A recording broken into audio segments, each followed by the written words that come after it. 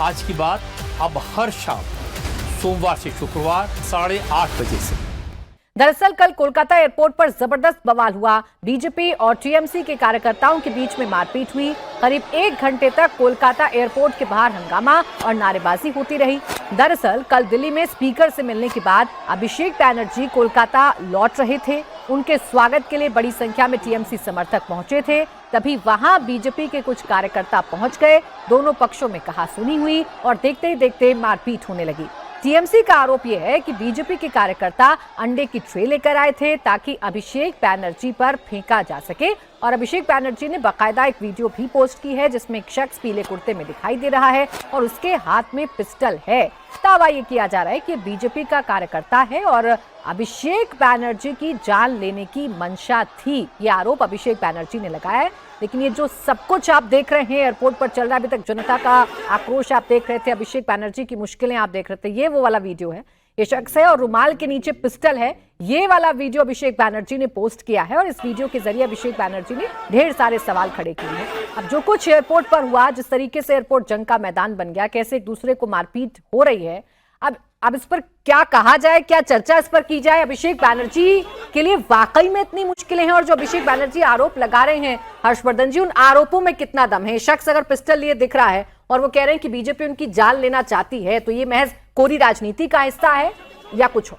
देखिए, पहली बात तो एक बीजेपी उनकी जान भला क्यों लेना चाहेगी। जनता ने उनको वैसे ही राजनीतिक तौर पर बेदम कर दिया। उनके प्राण निकल चुके हैं राजनीतिक तौर पर। उनके और ममता जी के हालात ऐसे हैं कि उनकी पार्टी के लोग उनके साथ खड़े होने को तैयार नहीं है, उनसे बातचीत करने को तैयार नहीं। लेकिन ये एक पक्ष हुआ। दूसरा वाला मसला गंभीर है। अगर कोलकाता एयरपोर्ट पर कोई व्यक्ति पिस्टल लेकर पहुंच जा रहा है तो शुभेंदु अधिकारी के ऊपर सीधा सीधा यह प्रश्न चिन्ह है कि कब तक यह सब चलता रहेगा।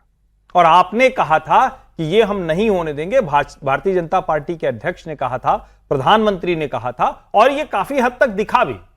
अब एक तो यह भी मेरी समझ नहीं आता कि बंगाल के लोगों की कैसी, मतलब क्या कहेंगे कि उसको कैसा उनका मन कैसे चलता है, कैसे वो, अरे भाई आप चुनाव हुआ, चुनाव में आपने राजनीतिक तौर पर हरा दिया, कोई जीत गया, खत्म बात। अब आप जो गवर्नेंस है उस पर बात कीजिए। आप इस तरह से मारपीट करते हैं। अच्छा चलो, वो भी समझ में आता है कि किसी ने अंडे मार दिए, टमाटर मार दिए, वो सब चलता है, वो लोकतंत्र में ये सब प्रदर्शन के तरीके हैं। लेकिन मारपीट, और ये तो दोनों गुट लड़ रहे हैं। ये तो जो दिख रहा था कलकत्ता एयरपोर्ट पर, ये तो दोनों गुट लड़ रहे हैं।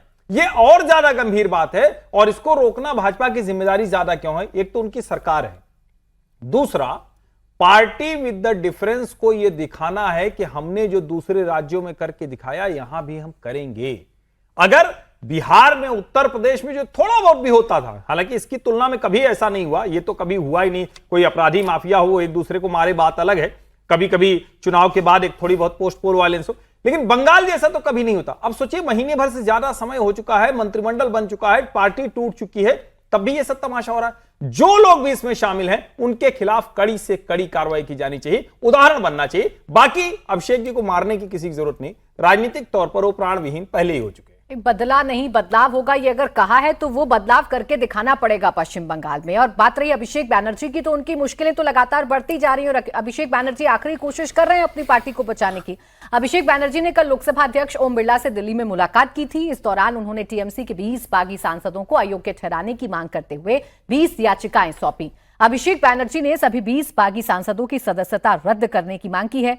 ममता कैंप की दलील थी कि बागी सांसदों ने दूसरी पार्टी ज्वाइन की है। ऐसी स्थिति में उनकी सदस्यता रद्द होनी चाहिए क्योंकि ये मर्जर पूरी पार्टी का नहीं है, सिर्फ सदस्यों का मर्जर है, इसलिए दल बदल कानून का उल्लंघन है।